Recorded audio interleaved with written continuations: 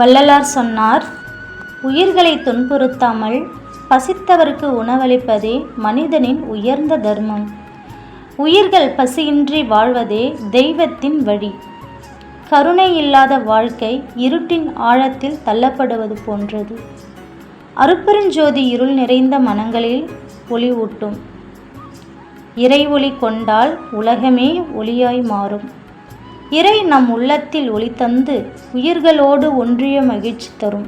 இன்று வடலூர் வள்ளலார் திருக்கோவிலில் இன்று தைப்பூச திருவிழா மிக சிறப்பாக நடைபெற்று கொண்டிருக்கிறது. அனைவருமே எந்த ஒரு உயிரினத்திற்கும் கெடுதல் செய்யாமல், யாருக்கும் எந்தவித தீங்கு நினைக்காமல், அனைவரும் ஒரு மனதோடு நினைத்து வள்ளலாருடைய ஆசீர்வாதமும் அனுகிரகம் பெற்று அனைவருமே சீரும் சிறப்புடன் செல்வத்துடன் மகிழ்ச்சியாக வாழ வேண்டும்.